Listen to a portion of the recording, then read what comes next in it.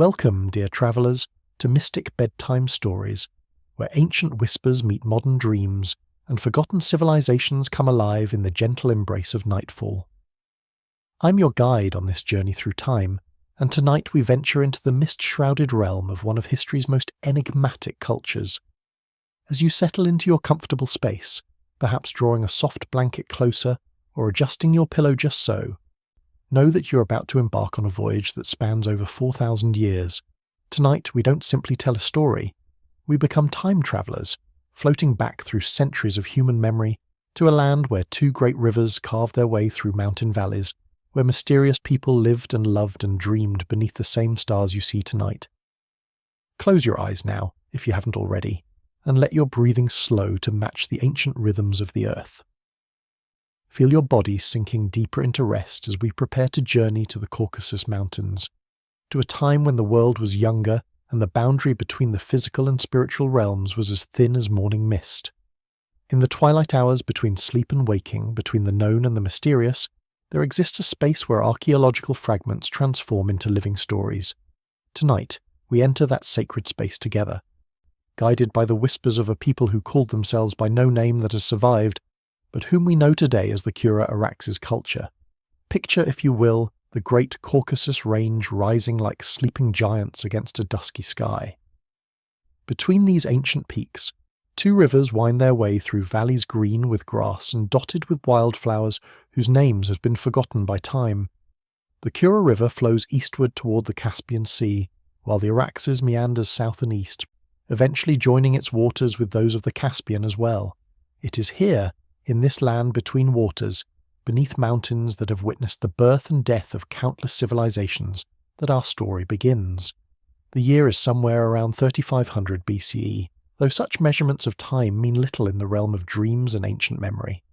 The people who lived here then moved to rhythms older than calendars, guided by the turning of seasons, the migration of animals, the rising and setting of stars that still shine upon us today. As you breathe slowly and deeply, imagine the crisp mountain air filling your lungs, carrying with it the scent of wild herbs and distant wood smoke. Feel the solid earth beneath your feet, rich and dark from the flooding of rivers, blessed by the snow melt of high peaks.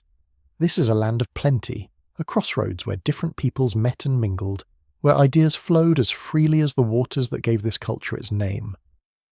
The Kura and Araxes people lived at a pivotal moment in human history, at the dawn of the Bronze Age, when humanity was learning to shape metal into tools and ornaments, when societies were becoming more complex, when art was evolving from simple utility into expressions of beauty and meaning.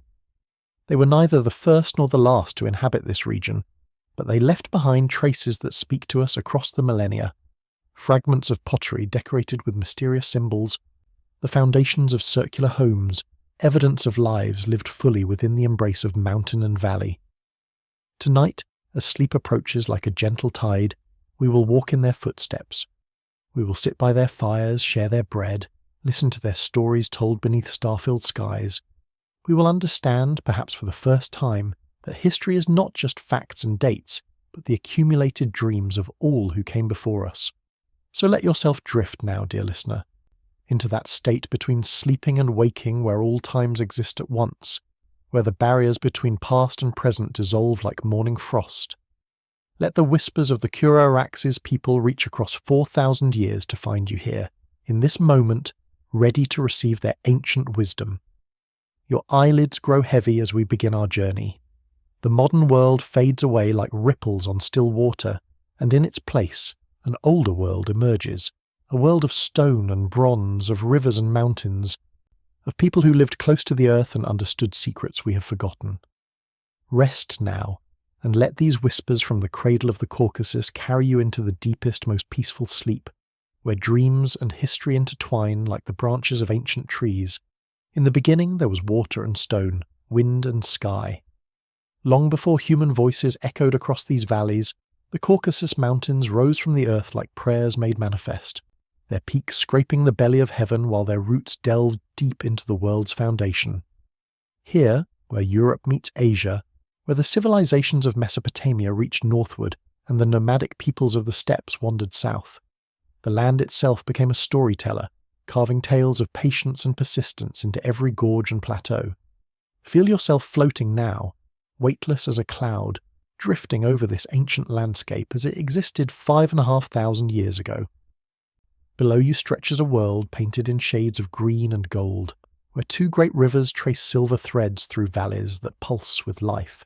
The Kura River begins its journey in the Turkish highlands, gathering strength as it flows northeastward through what we now call Georgia, collecting the waters of countless mountain streams before curving southeast through the lands that would one day be called Azerbaijan, finally surrendering itself to the Caspian Sea. To the south, the Araxes River follows its own ancient course, rising also in the Armenian highlands and flowing eastward, creating fertile floodplains that attracted the first farmers to venture into these mountain-shadowed lands. These two rivers, the Kura and the Araxes, created between them a world of extraordinary richness. A land where the soil ran dark and deep, where wildflowers carpeted the meadows in spring, where wild grasses grew tall enough to hide a walking person.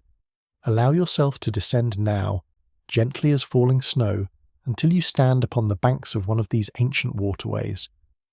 The morning mist rises from the water's surface, carrying with it the dreams of the night and the promises of the coming day. Listen closely, and you can hear the voice of the river itself, not merely the gurgle and splash of water over stones, but something deeper, more ancient. This is the voice that called to the first people who would make this land their home, the siren song that drew wandering tribes from the highlands of Anatolia to settle in these blessed valleys. The climate in this time was gentler than today, warmed by global temperatures several degrees higher than those we know. Forests of oak and beech climbed the mountainsides, their leaves whispering secrets to the wind, while below in the valleys, wild wheat and barley grew in such abundance that the first farmers needed only to scatter seed upon the ground and wait for the earth's generous response. Game was plentiful. Red deer bounded through the forests, wild boar rooted in the undergrowth, and waterfowl darkened the skies during their seasonal migrations. This was a land of crossroads, blessed and perhaps cursed by its position at the meeting place of worlds. From the south came traders carrying obsidian from the volcanic mountains of Armenia. That black glass so sharp it could cut through bone, so beautiful it adorned the bodies of chiefs and shamans. From the north descended the horse peoples of the steppes, bringing with them knowledge of animal husbandry and the restless spirit of those who measure distance not in miles but in horizons. The mountains themselves were teachers, their snow-capped peaks serving as calendars for the seasons, their slopes providing copper and silver, precious stones and salt, all the materials that would transform simple settlements into thriving communities. Mount Ararat dominated the southern horizon, its twin peaks rising like the Earth's own cathedral, while the Caucasus range stretched endlessly to the north and west, each peak holding its own stories, its own sacred places where Earth touched sky. Breathe deeply now, and taste the air of this ancient world. It carries the scent of snowmelt and wild herbs, the smoke of distant fires, the rich earthiness of soil that has never known the bite of iron plough. Your body grows heavier as you sink into this landscape, becoming part of its rhythm, feeling the slow pulse of geological time in your bones. The valleys between the rivers were not empty when the first Kura Araxes people arrived. Earlier peoples had left their marks, stone circles whose purposes remain mysteries, cave paintings that speak in a language older than words, burial sites that suggest beliefs about death and the afterlife that we can only guess at. The newcomers did not conquer this land so much as join their story to its existing narrative, adding their own chapter to a book that had been writing itself for millennia. Water was the defining element of this world, not just the two great rivers but countless streams and springs that bubbled up from underground sources, creating oases of life in otherwise challenging terrain.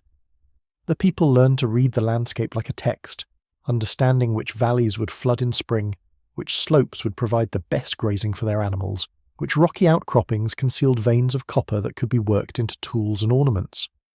As your breathing deepens and your consciousness drifts like morning fog, imagine yourself as one of those first settlers, standing on a hilltop overlooking the confluence of smaller streams as they join the mighty flow of river below. The decision of where to build, where to plant, where to establish the foundations of community, these were not taken lightly. The land itself had a voice in these choices, speaking through the behavior of animals, the patterns of weather, the dreams that came to shamans and elders in the quiet hours before dawn.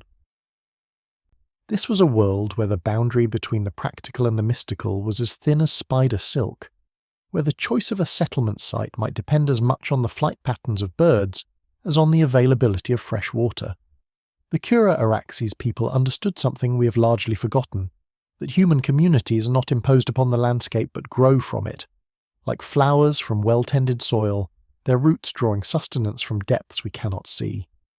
Let the weight of this understanding settle into your bones as sleep approaches, bringing with it dreams of a time when every hill and valley, every bend in the river, every grove of trees had its own personality, its own story to tell to those who knew how to listen. Now, as your breathing grows slower and more rhythmic, let us turn our attention to the people themselves, those ancient souls who first looked upon this land between the rivers and recognized it as home. They came not as conquerors, but as pilgrims, drawn by forces we can barely comprehend, carrying with them the accumulated wisdom of generations and the hope of new beginnings. Picture them in your mind's eye as you drift deeper into that peaceful space between waking and dreams. They emerge from the morning mist like figures from legend, small groups of families walking the ancient pathways that connected highland to valley, mountain to plain.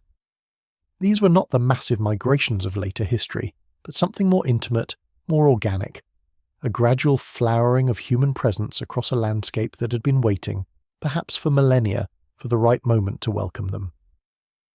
From the Armenian highlands they came, those rolling uplands where volcanic peaks pierced the sky, and where the first farmers had learned to coax grain from reluctant soil. Some may have originated even further west, in the heart of Anatolia where the great cities of later ages would rise, but by the time they reached the Kura Araxes region, they had become something new, a people shaped by mountain air and the endless horizons of highland country, carriers of knowledge gathered from a dozen different tribes and territories. They were the children of the Neolithic Revolution, those first humans to discover that seeds planted deliberately would yield far more grain than seeds scattered by chance.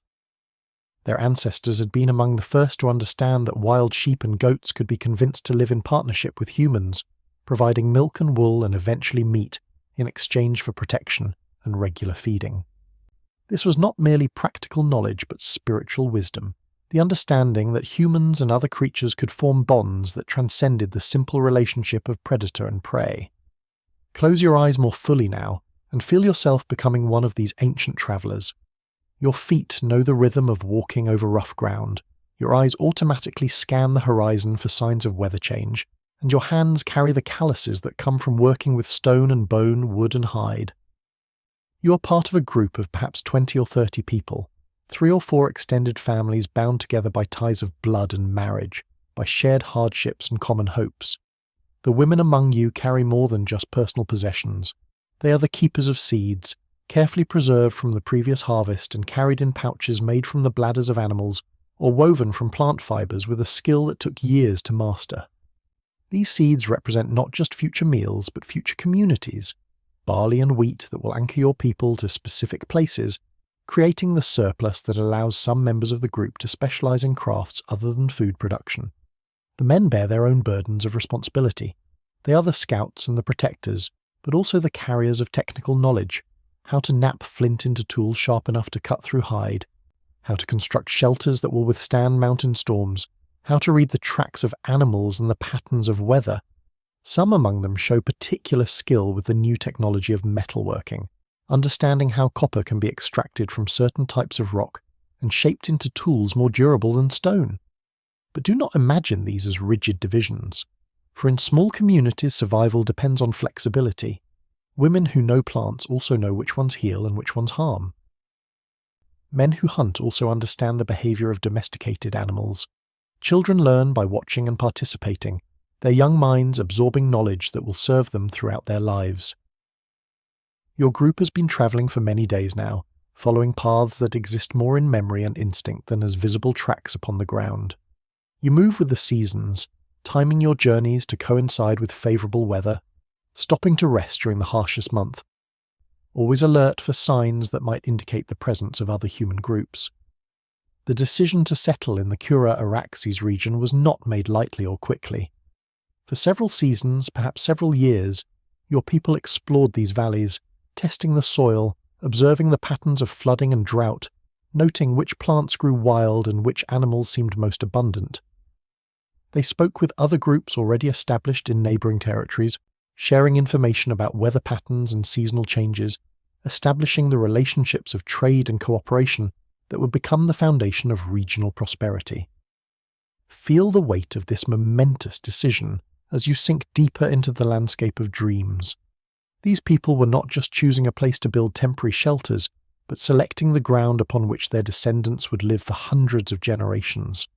They were becoming ancestors themselves, making choices whose consequences would ripple forward through time in ways they could never fully imagine. The land chose them as much as they chose the land.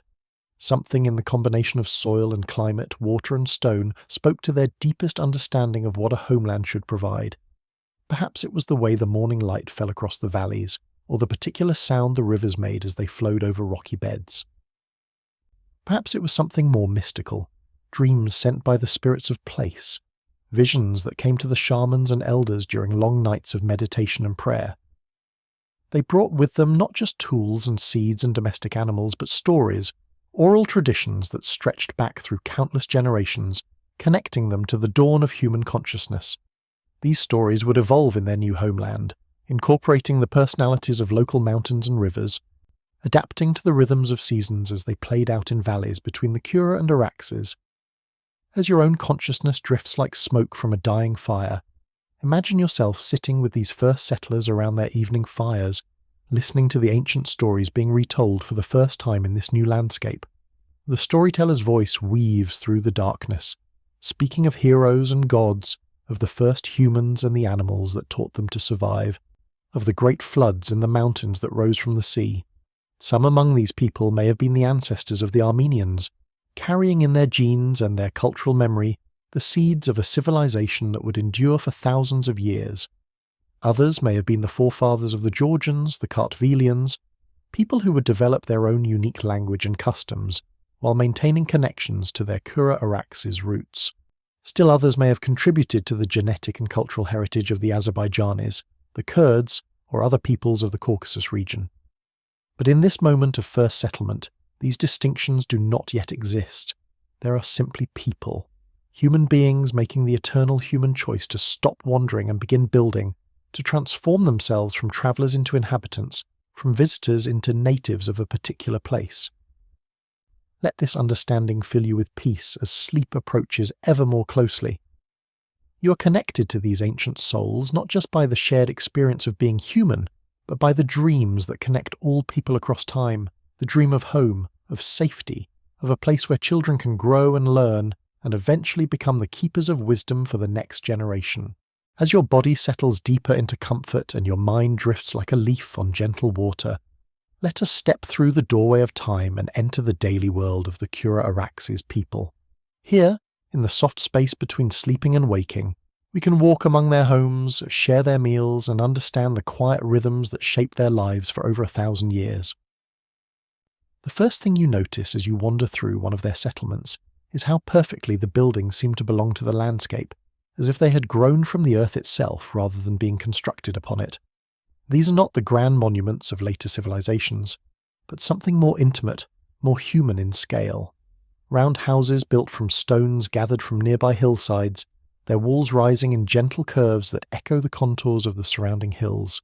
Feel yourself approaching one of these ancient homes in the early morning light.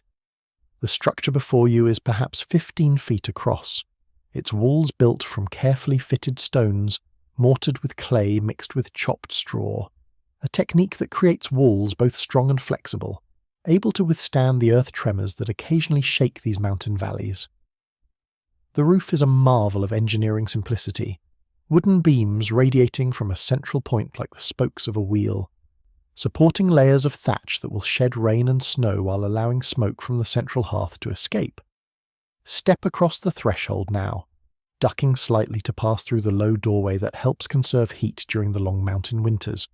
Your eyes adjust gradually to the dim interior, lit only by the glow of embers in the central fire pit, and perhaps a small oil lamp burning near the wall. The floor beneath your feet is packed earth, worn smooth by countless footsteps. Covered here and there with woven mats or the soft pelts of sheep and goats, this single room serves all the functions of home: sleeping, cooking, working, socializing, and storage. Along the walls you can see the artifacts of daily life arranged with careful efficiency. Clay storage jars, some as tall as a person, hold the grain that will sustain the family through winter.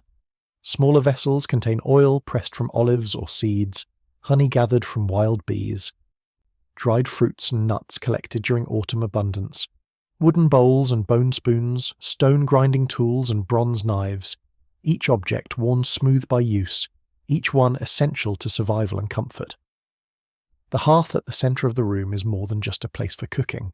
It is the spiritual heart of the home, the gathering place where family members share not just food but stories, where decisions are made and disputes resolved, where children learn the skills and knowledge they will need as adults.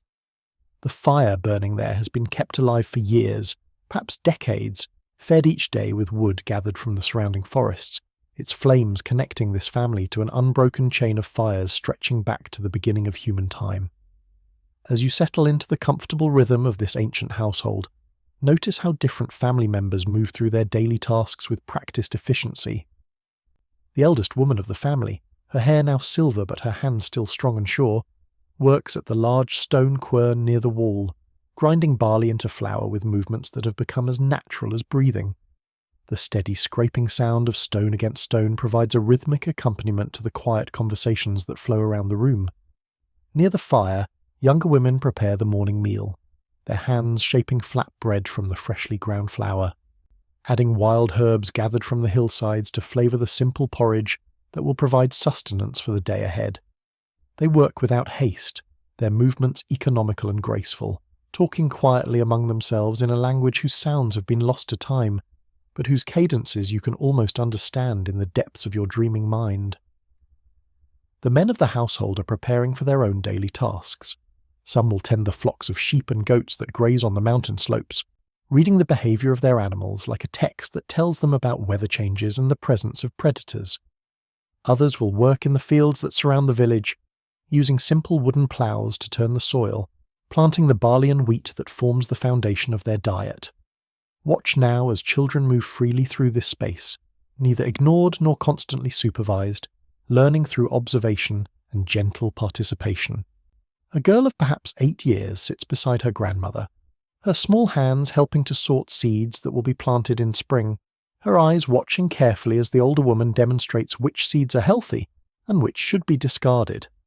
A boy slightly older works with a piece of soft copper, learning to hammer it into simple tools under the patient guidance of his father, each strike of his small hammer teaching him lessons about metal and heat, force and control. The village itself is arranged with the same practical wisdom that governs the individual homes. Houses cluster together for mutual protection and social cohesion, but each family maintains its own storage areas and workspaces. Narrow pathways wind between the buildings, worn smooth by generations of feet, leading to communal areas where larger tasks are accomplished together. The grinding of grain during harvest season, the preparation of hides for leather, the firing of pottery that requires more heat than any individual hearth can provide. Beyond the residential areas lie the fields where crops grow in careful rotation, each plot allowed to rest periodically to restore the fertility of the soil. These people understand, through generations of careful observation, that the earth itself is alive and must be nurtured if it is to continue providing sustenance. They plant according to the phases of the moon, harvest according to the behaviour of birds and the colour of leaves, always working in partnership with natural cycles, rather than trying to dominate them. The rhythm of days flows like water over stones, each season bringing its own tasks and celebrations. Spring means planting and the birth of young animals, the gathering of early herbs and the repair of winter damage to homes and tools. Summer brings the long work of tending crops and preparing for harvest. The making of cheese and the drying of meat, the collection of wild foods that will supplement cultivated crops. Autumn is the season of greatest labour, but also greatest joy, as the fruits of spring and summer's work are gathered and stored. The entire community works together during harvest time, cutting grain with bronze sickles, threshing it on stone floors, winnowing it in baskets to separate the precious grain from chaff. Children run through the stubbled fields, their laughter mixing with the songs of adults whose work has deep meaning because it ensures the survival of everyone they love. Winter brings a different pace, slower and more contemplative. This is the season for crafts that require patience and concentration. The spinning of thread from sheep's wool, the weaving of cloth on simple looms, the carving of wood and bone into tools and ornaments. It is also the season for storytelling, when the accumulated wisdom of the elders is passed to younger generations through tales that blend history with mythology, practical advice with spiritual insight. Feel yourself becoming part of this eternal rhythm as your own breathing grows deeper and more regular. You are surrounded by the quiet contentment that comes from living in harmony with the natural world, from being part of a community where everyone has a role to play and everyone's contribution is valued. This is life stripped down to its essential elements: family, community, the satisfaction of work that directly sustains life, the deep peace that comes from knowing your place in the world and fulfilling it completely. Now, as your consciousness drifts like smoke rising from ancient kilns, let us turn our attention to one of the most beautiful and enduring legacies of the Kura and Araxes people: their mastery of clay and fire, their ability to transform the raw earth itself into vessels of extraordinary beauty and profound meaning. In the peaceful depths of your relaxation, you can almost feel the cool clay between your fingers, sense the patient wisdom required to coax art from earth. Imagine yourself seated in the pottery workshop of a Kura and Araxes village, a space set slightly apart from the residential areas where the smoke and heat of the kilns will not disturb sleeping families.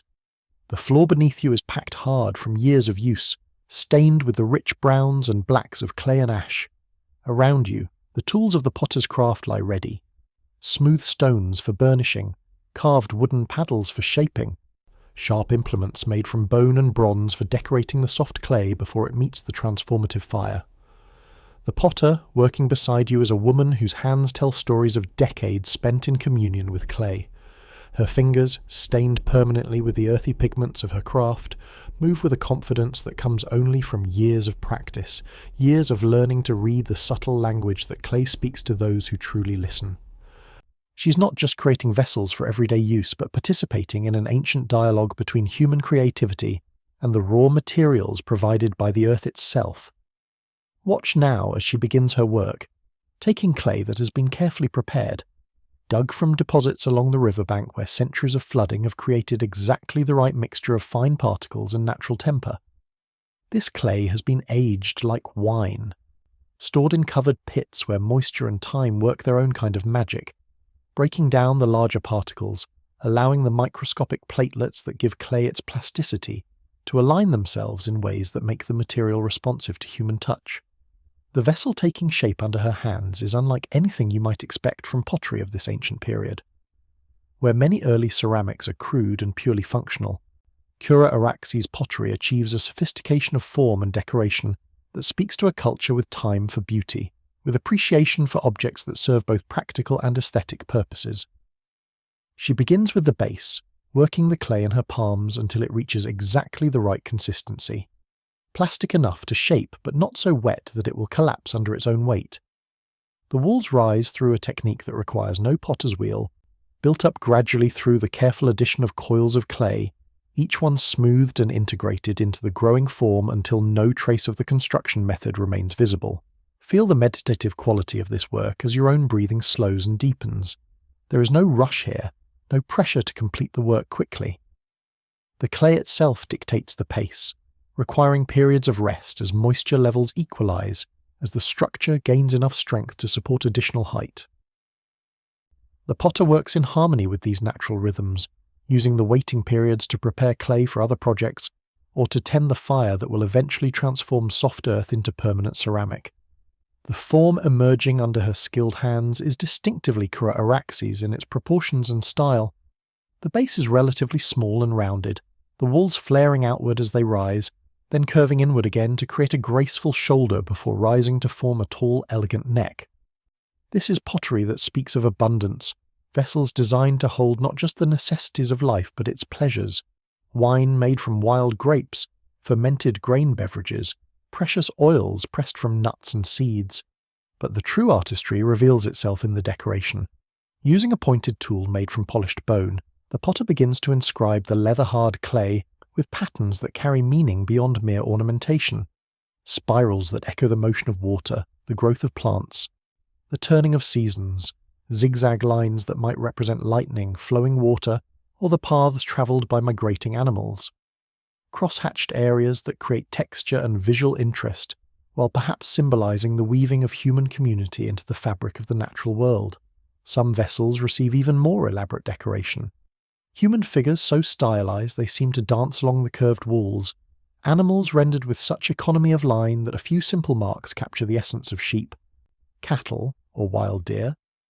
These are not mere pictures, but symbols, visual language that speaks to anyone familiar with the cultural codes of the Kura and Araxes people. As you watch this ancient artisan work, notice how the decoration is not applied randomly, but follows principles of design that create balance and harmony. The patterns flow around the vessel in ways that complement its three-dimensional form, creating rhythms that please the eye and suggest deeper meanings to the initiated observer. This is pottery as visual music, each vessel a song rendered in clay and fire. The surface treatment that will make these vessels distinctively Kura and Araxes has not yet begun. First comes the careful drying, the vessel turned regularly to prevent warping as moisture evaporates slowly and evenly from the clay walls. The potter knows exactly how long this process will take, adjusted for the humidity of the day, the thickness of the walls, the composition of the clay itself. When the vessel reaches the proper stage of dryness, leather hard as potters call it, the real magic begins. Using smooth stones, pieces of polished wood, and sometimes her own fingernails, the potter burnishes the entire surface until it develops a soft sheen. This process, which requires hours of patient work, not only creates the lustrous finish for which Kura and Araxes pottery is famous, but also helps to strengthen the vessel and make it less porous. Now comes the most crucial and mysterious part of the process, the firing that will transform clay into ceramic through the ancient alchemy of fire. The kiln used by Kura and Araxes potters is a marvel of engineering simplicity, a dome-shaped structure built into the side of a hill, or constructed from stones and clay. The vessels, carefully arranged on beds of combustible material, will be subjected to temperatures high enough to cause fundamental changes in the clay's molecular structure. But this is not ordinary firing. Through techniques that require generations to perfect, the potter controls the atmosphere within the kiln to create a reducing environment, one starved of oxygen during crucial phases of the firing process. This causes the iron naturally present in the clay to transform into different compounds, creating the distinctive black or dark grey surfaces that make Kura and Araxes pottery instantly recognisable even today. The firing process takes most of a day and all of a night, requiring constant attention as the potter monitors the colour of flames, the sound of the fire, even the smell of the smoke to determine when conditions are exactly right for each phase of the process. This is knowledge that cannot be written down but must be absorbed through years of apprenticeship, passed from master to student through demonstration and practice. As the pottery cools slowly in the sealed kiln, you can almost sense the transformation taking place, ordinary clay becoming something permanent, beautiful, and meaningful. These vessels will outlast the bodies of their makers by thousands of years, carrying forward into our own time the aesthetic sensibilities and technical mastery of a people who understood that even the most utilitarian objects could be vehicles for beauty and meaning. Let yourself drift now with the smoke from those ancient kilns, feeling the satisfaction that comes from creation, from the transformation of raw materials into objects of lasting value and beauty. In the deepest part of your relaxation, you understand that pottery is more than craft. It is a form of prayer, a way of participating in the creative forces that shape the universe itself. As the gentle currents of sleep draw you deeper into the realm of dreams and ancient memory, let us venture into the most mysterious aspect of Kura and Araxes' life, their spiritual world, their understanding of forces beyond the visible, their relationship with the sacred that permeated every aspect of their existence. Here, in the quiet space between consciousness and slumber, the boundaries between the material and spiritual worlds dissolve, just as they did for these ancient people. Close your eyes more fully now and allow yourself to be drawn into a world where every mountain had its own spirit, every river its own voice, every fire its own sacred presence. The Kura and Araxes people lived in a universe alive with consciousness, where the line between the living and the non-living was not the sharp division we know today, but a gentle gradient of awareness that connected all things in an intricate web of meaning and relationship. Picture yourself standing at dawn on a hilltop overlooking one of their settlements, watching as thin columns of smoke rise from household hearths into the clear mountain air. But look more closely, and you will see that one fire burns differently from the others, larger, more carefully tended, surrounded by a circle of stones, arranged in patterns whose significance speaks to something deeper than mere practicality. This is a sacred fire, one that has been kept burning not just for days or months, but perhaps for years, tended by individuals chosen for their spiritual sensitivity and their dedication to the community's relationship with the divine. Fire held a central place in the spiritual life of these people, and as you breathe in the imagined scent of burning wood and sacred herbs, you begin to understand why. Fire transforms. It changes wood into ash, food into nourishment, clay into permanent ceramic. Fire provides warmth that keeps life itself possible during the harsh mountain winters, light that pushes back the darkness where unknown dangers might lurk. But beyond these practical functions, fire was seen as a living bridge between the world of matter and the world of spirit, a place where prayers could be transformed into smoke and carried upward to whatever powers governed the universe. The keepers of these sacred fires were likely the shamans and spiritual leaders of Kura and Araxes communities, individuals who had demonstrated unusual sensitivity to the unseen world, who could interpret dreams and omens, who knew which herbs and rituals could heal both body and soul. Feel yourself in their presence now, as your consciousness drifts like incense smoke, sensing the quiet authority that comes from deep communion with spiritual forces. These spiritual guides would have been the keepers of the community's religious knowledge, the ones who knew the proper songs to sing at planting time, the correct rituals to perform when someone died, the ceremonies that marked the transition from one season to another. They understood that human life was woven into a larger tapestry of existence, that the success of crops and the health of animals, the safety of travelers and the wisdom of leaders all depended on maintaining proper relationships with the spiritual forces that governed the natural world. Archaeological evidence suggests that the Kura and Araxes people created small figurines, tiny sculptures of animals and humans carved from stone or moulded from clay. Hold one of these ancient objects in your mind's eye now, feeling its smooth surfaces worn by countless hands, sensing the devotion and hope with which it was created. These were not toys or decorations, but sacred objects, each one imbued with specific meanings and powers. Some figurines appear to represent fertility goddesses, female figures with exaggerated hips and breasts, symbols of the earth's abundance and the continuation of human life. Others might depict protective spirits, guardian beings responsible for watching over specific families or locations. Still others could represent ancestors, the beloved dead who were believed to continue influencing the world of the living, offering guidance and protection to their descendants. The creation of these figurines was itself a spiritual act, a form of prayer made manifest in physical form. The artist working the clay or stone was not simply crafting an object, but participating in the sacred act of creation, bringing into being a vessel through which spiritual forces could work in the material world. Each figurine was unique, shaped by the specific needs and understanding of the person who made it, yet connected to a tradition of sacred imagery that linked all members of the community to their shared spiritual heritage. Animals held special significance in the spiritual world of the Kura and Araxes people. The sheep and goats they domesticated were not merely sources of food and materials, but partners in a sacred relationship that required proper respect and gratitude. Wild animals were seen as messengers and teachers, each species carrying its own wisdom and spiritual power. The flight patterns of birds could reveal information about coming weather or the presence of distant enemies. The behavior of deer and other game animals could indicate the spiritual health of the land itself.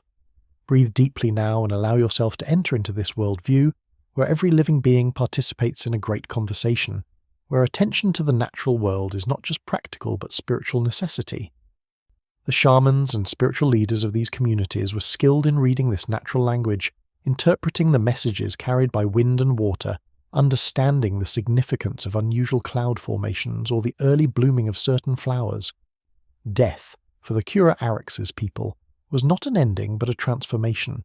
similar to the way fire transforms wood or the way seeds transform into plants. The dead were buried with care and ceremony, often accompanied by pottery vessels that would serve them in whatever realm they now inhabited. Some graves contain evidence of elaborate rituals, layers of stones carefully arranged, offerings of food and drink, personal ornaments that speak to belief in continued existence beyond physical death. The placement of these burial sites was itself significant, often on hillsides or elevated areas where the deceased could continue to watch over their living descendants.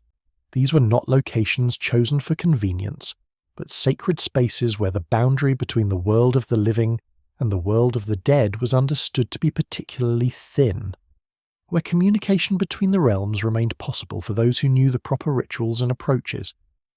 As your own consciousness hovers between waking and sleeping, you can almost hear the ancient prayers and incantations, words spoken in a language lost to time but carrying emotions and intentions that transcend linguistic barriers. These were people who understood themselves as participants in a cosmic drama, their individual lives gaining meaning through connection to forces and purposes larger than any single human existence. The cycles of their spiritual life followed the rhythms of the natural world, ceremonies marking the return of spring, rituals celebrating the harvest, solemn observances during the dark months of winter when the community turned inward and the ancestors seemed closest to the world of the living. Each season brought its own spiritual challenges and opportunities, its own lessons about the nature of existence and humanity's proper relationship with the divine. In the deepest part of your relaxation, feel yourself connected to this ancient understanding, this recognition that the spiritual and material worlds are not separate but intimately interwoven aspects of a single reality. Let the wisdom of the Kura and Araxes people wash over you like gentle rain, their understanding that life itself is sacred, that every breath is a prayer, every act of creation a participation in the divine mystery that underlies all existence. Now, as your breathing deepens into the peaceful rhythm of approaching sleep, let your consciousness drift along the ancient pathways that connected the Kura and Araxes people, not just to their immediate neighbours, but to distant lands and exotic cultures. In the dreamy space between waking and sleeping, you can almost hear the soft footsteps of pack animals on mountain trails, the quiet conversations of traders speaking in multiple languages, the gentle clink of precious objects being exchanged across vast distances. Picture yourself standing at the edge of a Kura and Araxes settlement on a crisp morning when the air carries the sound of approaching travellers. These are not warriors or raiders, but something far more peaceful and ultimately more transformative. Merchants and traders whose journeys have taken them hundreds, sometimes thousands of miles from their homes, carrying with them not just goods but ideas, technologies, and stories that will enrich the lives of everyone they encounter. The Kura and Araxes people were not isolated mountain dwellers, but active participants in one of the ancient world's most extensive trade networks, a web of commercial and cultural connections that stretched from the shores of the Caspian Sea to the valleys of Palestine, from the highlands of Iran to the plains of Syria. Their strategic location at the crossroads between Europe and Asia, between the civilizations of Mesopotamia and the nomadic cultures of the steppes, made them natural intermediaries in exchanges that shaped the development of human civilization itself. Feel yourself walking now among the traders who have come to exchange their goods in the marketplace of a major Kura and Araxes settlement. The diversity of people and languages creates a gentle buzz of activity that speaks to the cosmopolitan nature of these ancient trading centers. Here, speaking in the musical tongue of their homeland, are merchants from the early cities of Mesopotamia, bringing with them cylinder seals that tell stories in the world's first writing system, bronze tools crafted by specialists whose skills have been generations in the making. Over there, recognizable by their distinctive dress and the quality of their metalwork, are traders from the Iranian plateau, their pack animals laden with turquoise and lapis lazuli, precious stones that will journey far from their mountain sources to adorn the bodies of chiefs and shamans hundreds of miles away. The deep blue of lapis lazuli was particularly prized, its colour reminiscent of the night sky, its rarity making it a suitable offering to gods and ancestors. But the Kura and Araxes people were not merely passive recipients of exotic goods. They too had valuable commodities to offer the wider world. Their mastery of copper metallurgy made them important suppliers of tools and weapons to communities that had not yet developed these technologies. The volcanic glass called obsidian, mined from the slopes of nearby mountains, was sharper than any metal blade and highly sought after for surgical tools and ceremonial objects. Watch now as a Kura and Araxes craftsman demonstrates the working of copper to fascinated visitors from distant lands. The metal, extracted from ore through techniques requiring precise control of fire and atmosphere, glows red hot as it is hammered into shape on stone anvils. This is technology at the cutting edge of human knowledge, the foundation upon which the Bronze Age will be built, and communities fortunate enough to possess such skills find themselves wealthy beyond the dreams of their ancestors. The pottery that we explored in an earlier chapter also travelled far from its places of origin. The distinctive black burnished vessels of the Kura and Araxes culture have been found by archaeologists in sites scattered across the Middle East, silent testimony to the appreciation that ancient peoples had for beautiful and functional objects. These ceramic ambassadors carried with them not just aesthetic influences, but technical knowledge, inspiring local potters to experiment with new forms and firing techniques. As you drift deeper into this vision of ancient commerce, notice how trade involves far more than simple economic exchange. Languages mix and merge as traders develop pidgin vocabularies that allow communication across cultural boundaries. Artistic styles flow along trade routes like water finding its level, creating syntheses and innovations that neither culture could have achieved in isolation. Religious ideas travel with merchants, carried in their minds and expressed through the sacred objects they trade.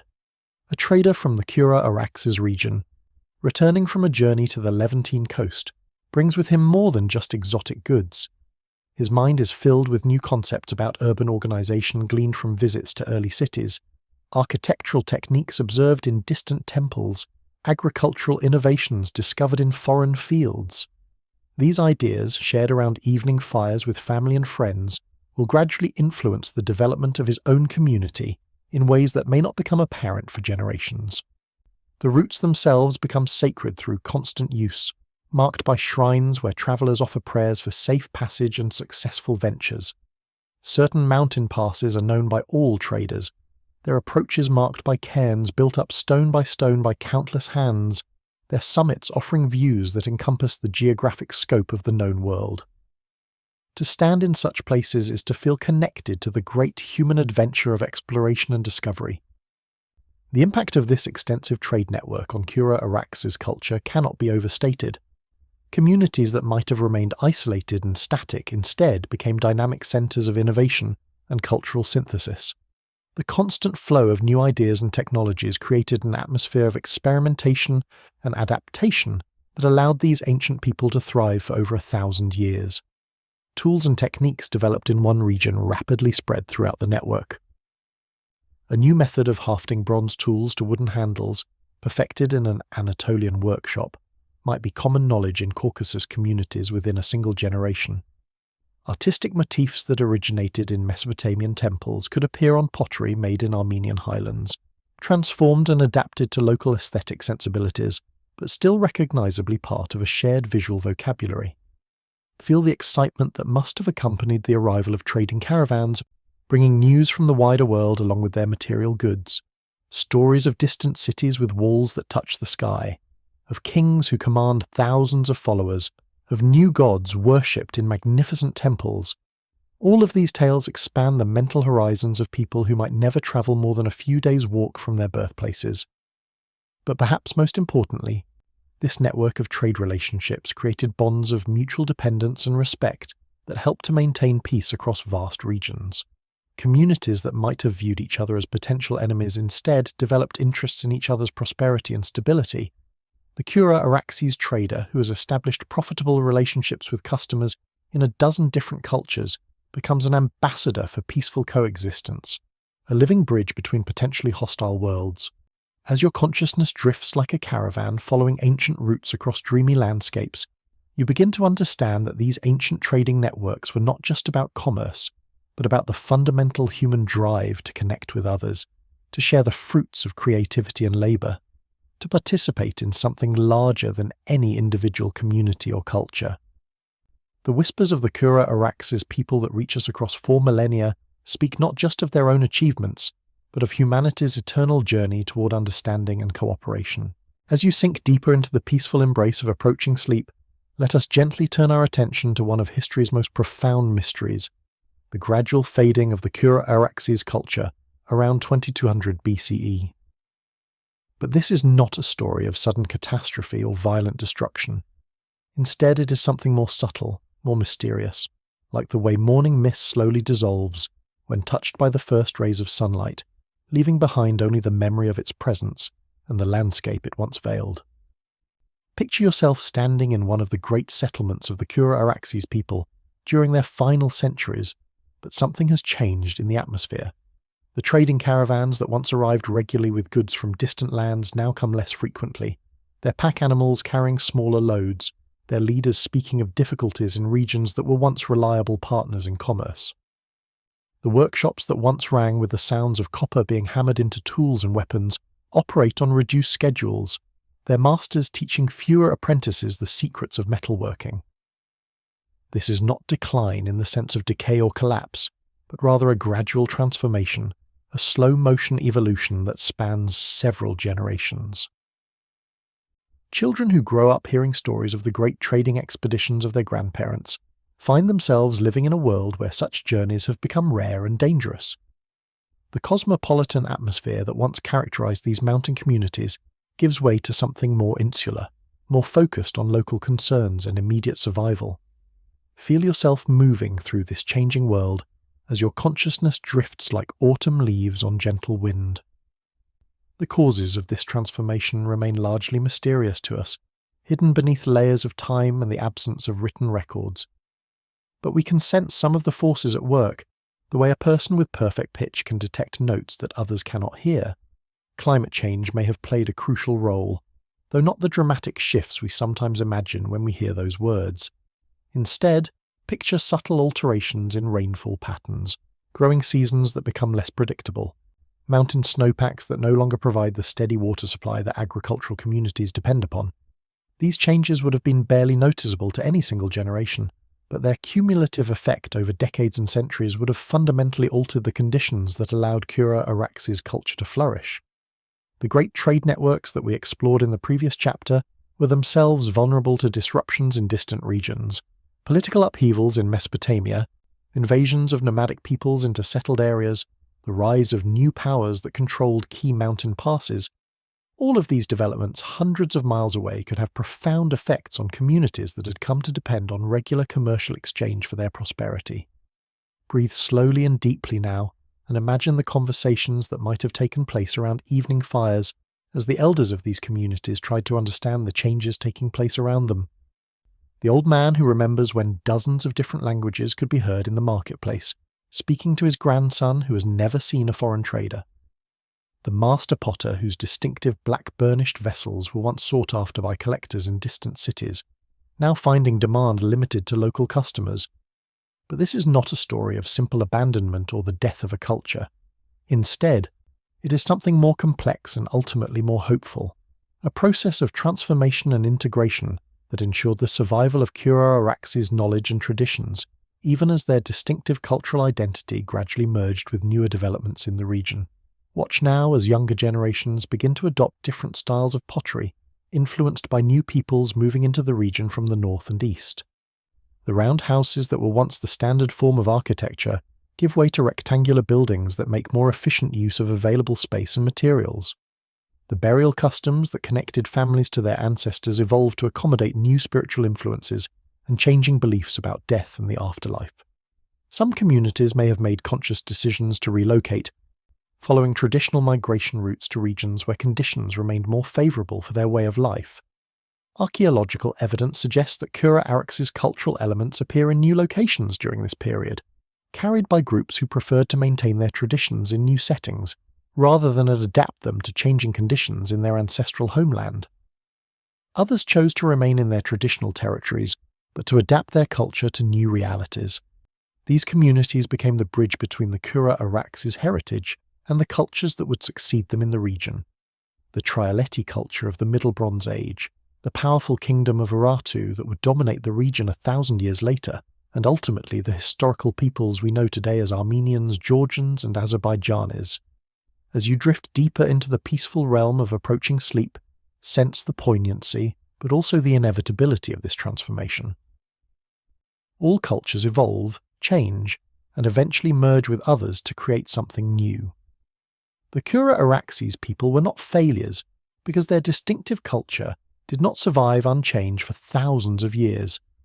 They were successful because they created something beautiful and meaningful during their time on Earth, something that contributed to the great river of human development that flows forward through all the generations. Their technical innovations in metallurgy and pottery did not disappear, but were absorbed into the knowledge base of their successors. Their understanding of how to live in harmony with the challenging environment of the Caucasus Mountains continued to inform the practices of later peoples. Their artistic sensibilities influenced the aesthetic development of cultures that would flourish long after the last distinctively Kura Araxes pot was fired in an ancient kiln.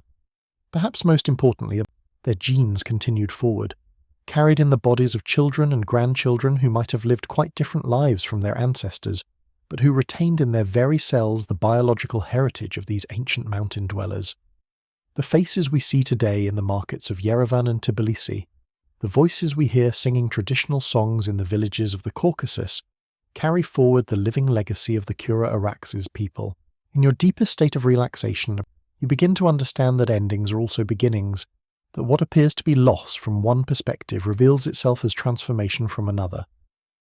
The Kura Araxes culture did not die, but evolved, like a river that changes course but continues to flow toward the sea, like a song that is sung by new voices but retains its essential melody. The silence that eventually fell over the distinctive pottery workshops and trading centres of the Kura Araxes people was not the silence of death, but the quiet pause that comes between movements of a great symphony. In that silence, new themes were preparing to emerge, new variations on ancient melodies were taking shape, new chapters in the long story of human habitation in this remarkable region were about to be written. Let this understanding bring you peace as you approach the threshold of sleep, knowing that nothing truly beautiful ever disappears completely, that the best achievements of every culture become part of the eternal human heritage that enriches all who come after. As your body finds its deepest state of relaxation and your mind drifts like incense smoke through the corridors of time, let us explore one of the most beautiful truths about human culture, that nothing created with love and skill ever truly vanishes from the world. Tonight, in the space between sleeping and waking, you can sense the continuing presence of the Kura Araxes people in the lives and traditions of their descendants, their whispers still audible to those who know how to listen. Imagine yourself walking through a mountain village in modern-day Armenia, Georgia, or Azerbaijan, your feet following paths that have been worn smooth by countless generations of footsteps. The houses around you are built from the same local stone that the Kura Araxes people used 4,000 years ago, their walls rising from foundations that may rest upon layers of earlier settlements.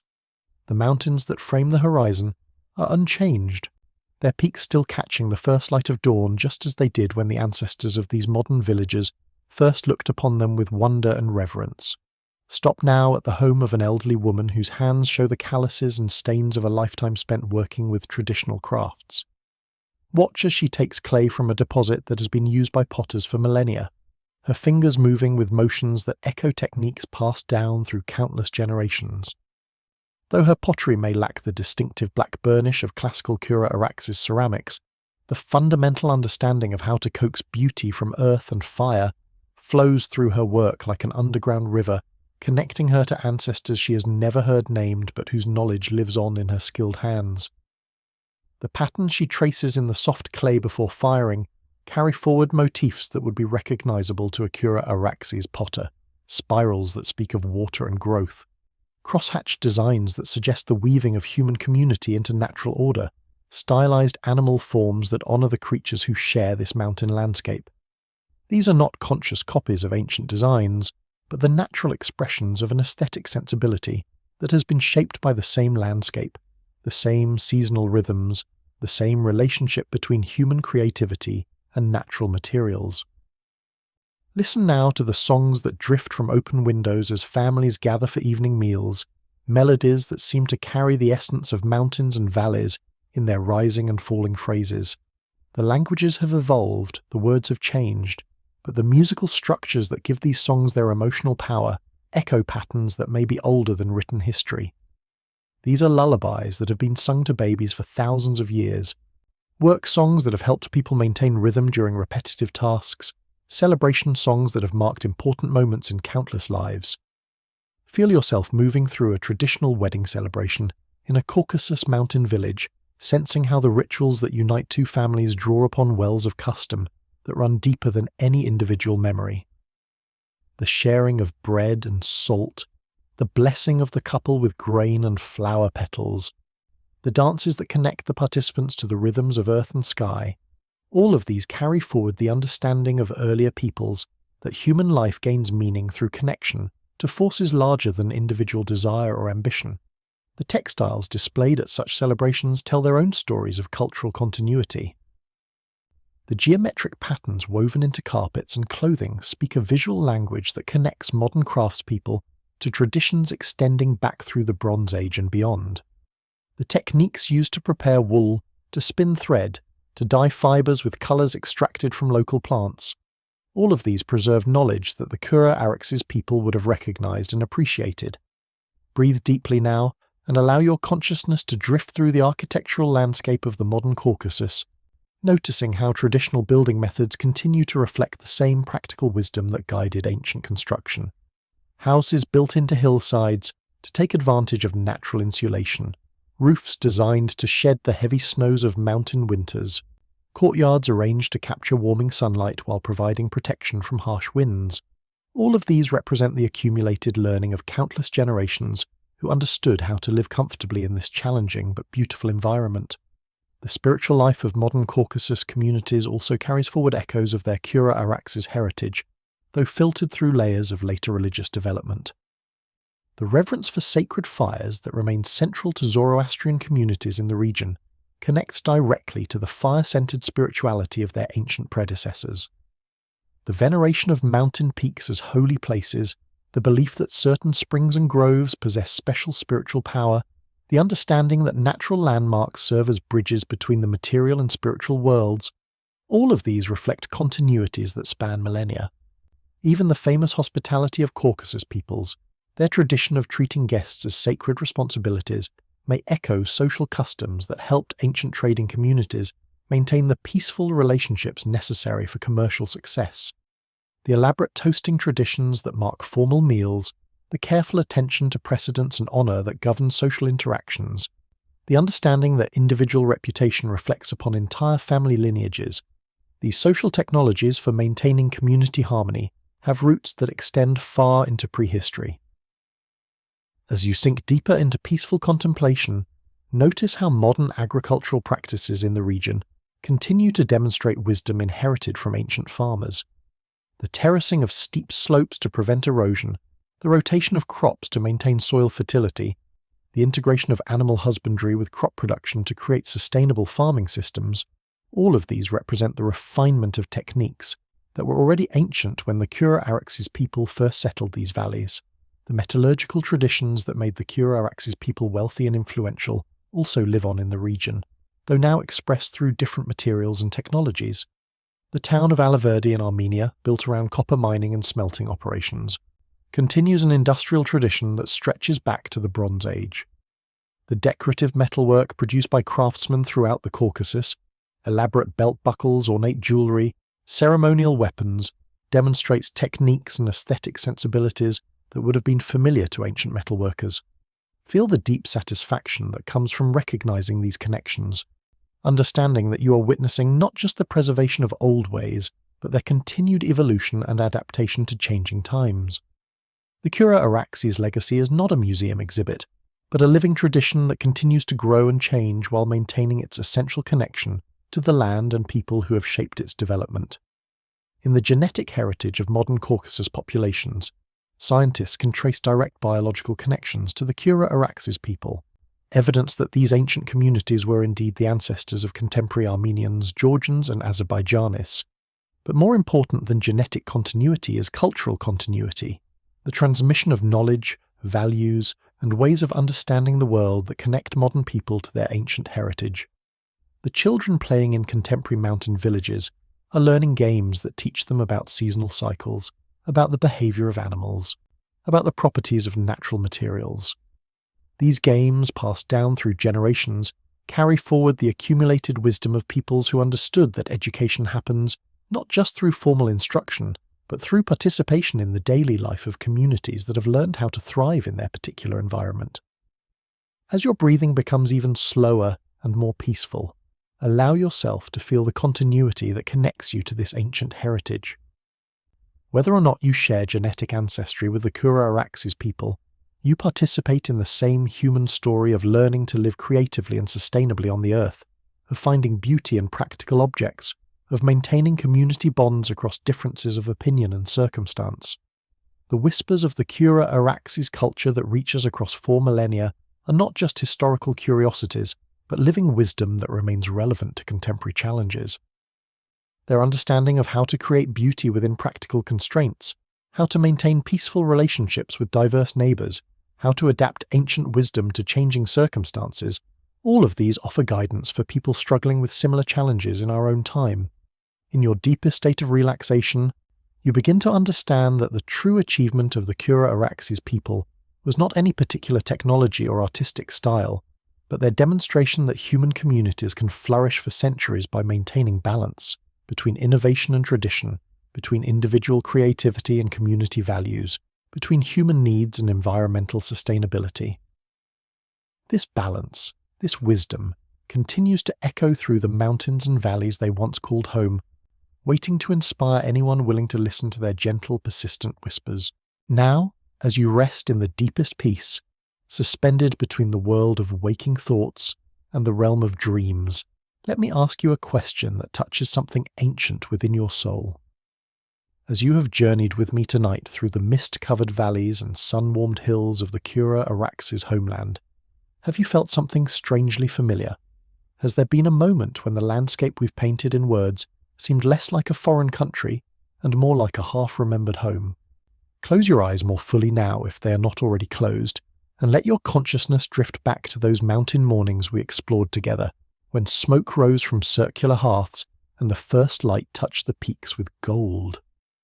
Do you remember the scent of wild herbs carried on the morning breeze? Can you feel the texture of hand-woven wool against your skin, the weight of a bronze tool in your palm, the satisfaction of shaping clay into something both beautiful and useful? Perhaps, in the quiet depths of your being, you have always carried the memory of such mornings. Perhaps your soul remembers what your mind has forgotten, the feeling of belonging to a landscape where every hill and valley had meaning, where the changing seasons marked not just the passage of time, but the rhythm of a sacred dance between human community and the natural world. There are moments, aren't there, when you encounter something for the first time yet feel with absolute certainty that you have experienced it before. A certain quality of light falling across water, the sound of wind through mountain pines, the taste of bread baked in a wood-fired oven. Suddenly you're not just observing these things, but remembering them as if they were encoded in your very essence long before this lifetime began. Breathe slowly and deeply now, and allow yourself to consider the possibility that the boundaries between past and present, between memory and imagination, between history and personal experience, are not as solid as we sometimes believe.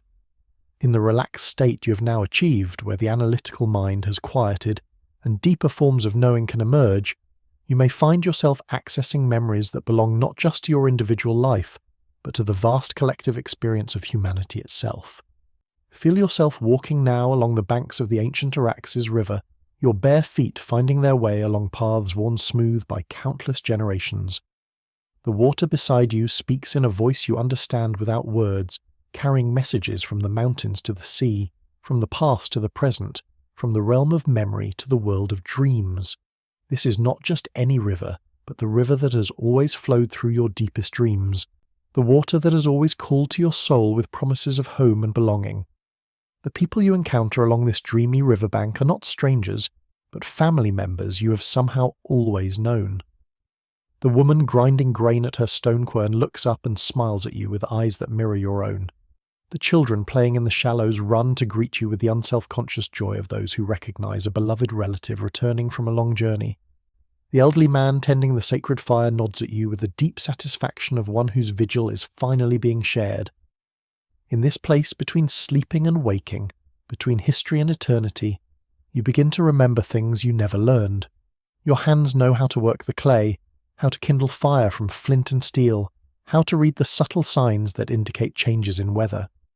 Your feet find their way along mountain trails without conscious guidance. Your voice knows songs you have never heard, in a language that has no name but speaks directly to your heart. This is not mere fantasy, but something deeper and more mysterious. The recognition that consciousness itself may not be limited to individual lifetimes, that the experiences of all who have lived and loved and struggled on this earth may somehow be preserved in the vast library of existence, available to those who achieve the right state of receptivity and remembrance. The house that appears before you in this dream vision is perfectly familiar, its round stone walls and thatched roof exactly as you remember them. You know without looking where the storage jars stand along the walls, where the loom waits for skilled hands to create the next length of cloth, where the hearthstones have been worn smooth by generations of use. This is not just any dwelling, but your dwelling, the home your soul has carried within itself through all the years of forgetting and searching and longing for return. As you settle beside the central fire, watching flames dance in patterns that tell stories older than words, you realize that you have been homesick your entire life for this place, this time, this way of being in the world where human life was woven seamlessly into the fabric of natural existence. The restlessness you have sometimes felt, the sense that something essential was missing from modern life, suddenly makes perfect sense. You have been remembering all along a wholeness that your soul experienced in an earlier age. The other people gathered around this ancient fire are not just imaginary companions, but soul family members with whom you shared countless seasons of planting and harvest, celebration and mourning, the daily miracles of life lived close to the earth. Their faces shift and change in the firelight, sometimes appearing as the Kura and Araxes people we have been exploring, sometimes as people you have known and loved in this lifetime, sometimes as beings of light whose presence speaks of connections that transcend physical incarnation. In the deepest part of your relaxation, you understand that time is not linear but circular, that all moments exist simultaneously in the eternal present, that the ancient past and the immediate now are separated only by the limitations of ordinary consciousness. Tonight, in this sacred space between waking and sleeping, those limitations have dissolved, allowing you to remember your participation in the great human story that spans millennia. The dreams that come to you in sleep may carry you back to those mountain valleys, may show you scenes of daily life among the Kura and Araxes people, may allow you to experience firsthand the satisfaction of creating beautiful pottery, the joy of harvest celebrations, the peace that comes from living in harmony with natural rhythms. These are not random nocturnal fantasies, but glimpses into the vast repository of human experience that exists within your own consciousness. When you wake tomorrow morning, you may find yourself changed in subtle but important ways. Colours may seem more vivid, as if you are seeing them through eyes that remember the intensity of ancient sunsets over mountain peaks. Simple pleasures, the warmth of sunlight, the taste of fresh bread, the touch of loved ones, may carry deeper meaning, as if you now understand their connection to the fundamental joys that have sustained human beings throughout history. You may find yourself drawn to handicrafts and traditional skills, your hands remembering knowledge that your mind never acquired. You may develop new appreciation for the cycles of seasons, the phases of the moon, the behavior of animals and the growth of plants. You may discover within yourself a patience and wisdom that seems to come from having lived through many seasons of planting and harvest, many cycles of birth and death and renewal. Most importantly, you may carry forward from this night a sense of belonging not just to your immediate time and place, but to the vast human family that extends backward through countless generations and forward into an unknowable but hopeful future. The whispers of the Kura and Araxes people that have reached you tonight are also your own whispers, your own soul speaking to you across the apparent barriers of time and space, reminding you of who you truly are and where you ultimately belong. Rest now in this deepest understanding, this recognition that you're both ancient and eternal, both individual and universal, both a child of your particular moment in history and heir to all the wisdom and beauty that humanity has ever created. Let the peace of this knowing fill you completely as you prepare to cross the threshold into the healing realm of sleep.